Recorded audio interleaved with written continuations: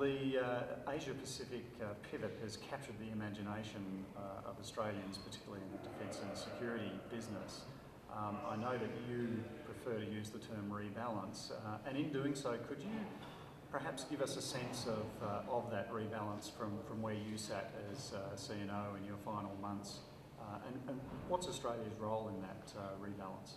Well, thanks for the question, and I'm glad you made the distinction that I often use between pivot and rebalance. Pivot, to me, has implied that we're shifting back to the Pacific, and particularly when you use the term pivot, it may mean that you're moving away from some other place. For us in the United States, particularly the United States Navy, the focus on the Asia-Pacific region has been part of our thinking for decades. It was articulated in the maritime strategy we issued in 2007, and our focus has been on the Asia-Pacific region.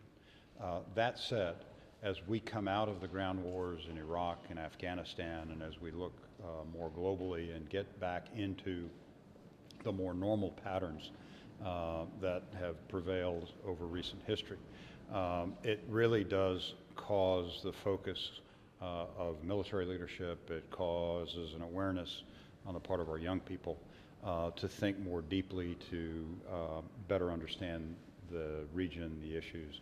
And so I think you're going to see, at least in the case of the Navy, the Air Force, the same focus, but you'll also see some new capabilities coming into play.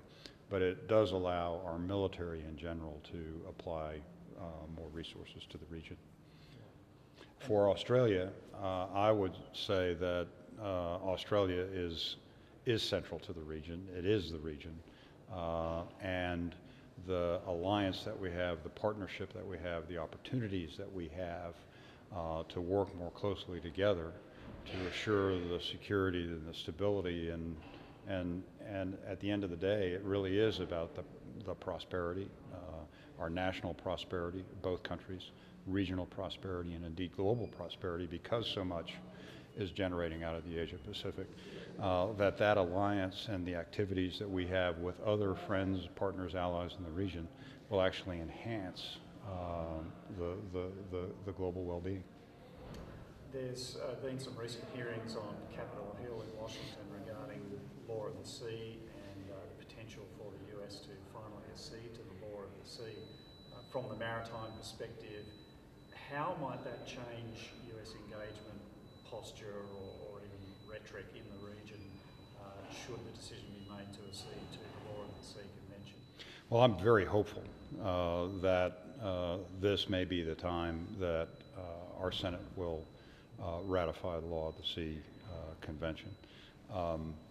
The opportunities that we have to be party to the convention, to be involved in the exercise of the provisions within that convention, I think, for the first time gives the United States a seat at the table as we begin to deal with significant maritime issues, not just regional issues, but we are about ready to see a change in the planet, particularly in the Arctic, where law of the sea enters very heavily into how that region, that new region, is going to evolve.